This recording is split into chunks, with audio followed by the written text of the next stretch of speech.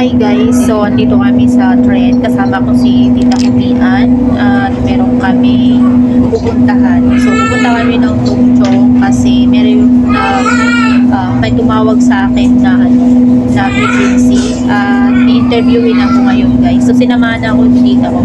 So ayun, kasama ko siya. So mamaya guys, update ko kayo kapag nasa Chungwan na kami. Guys, nasa June 1 na ako at ito bumili pala ako ng pants kasi isusuot ko yan mamaya guys sa restroom. Ayan. So naka-short ako guys. Pinakita.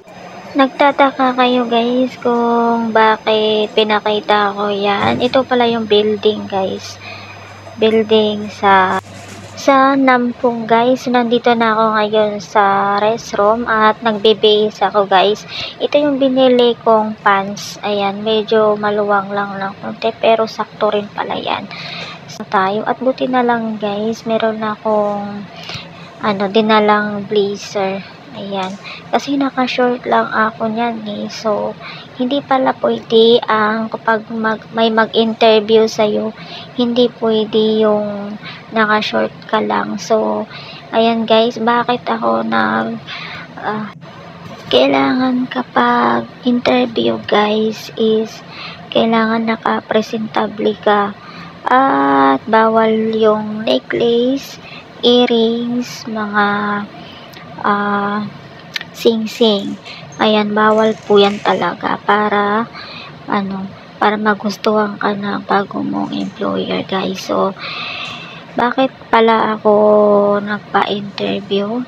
Kasi nga guys, is tapos na yung kontrata ko ng 2 taon. So, dito sa amo ko, hindi na nila ako kailangan guys. So, hindi na nila lead ng nanny.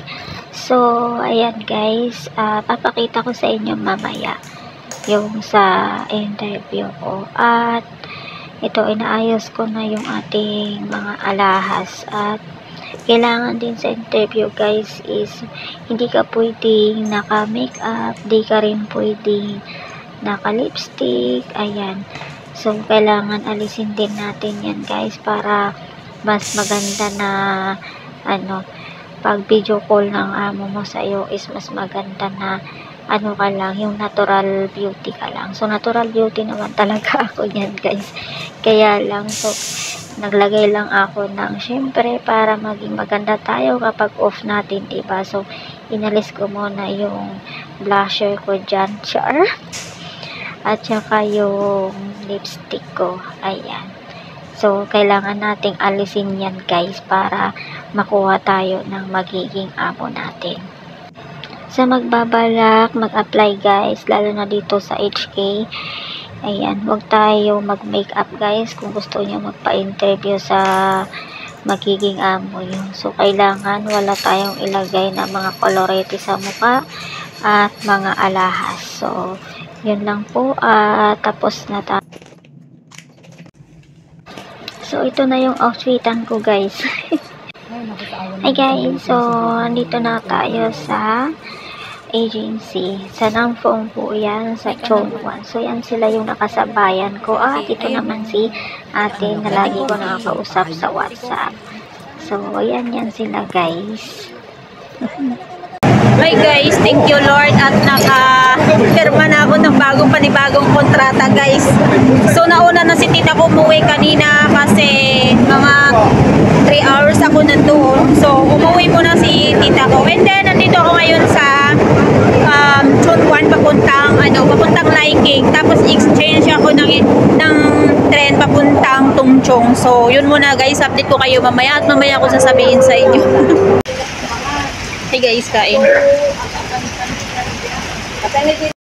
So, yan guys, nandito na pala ako at kasama ko na rin sila auntie ko. At kumakain na ako guys. So, sobrang gutom ko talaga.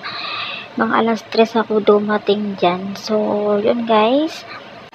Happy birthday pala kay tita. Ayan, birthday niya ngayon guys. Kaya marami siyang hinandang pagkain. At ito, kinakain ko na ngayon yung handa niya. So, ayan sila. Kasi si tita ko busy sa Hey guys, so gabi na ako nakauwi. birthday ni tita. So, ayan guys, pauwi na tayo sa bahay. Grabe, sobrang lamig.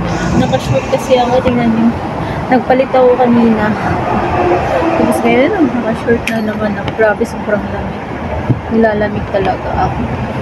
So, yun lang for today's video. Bye-bye!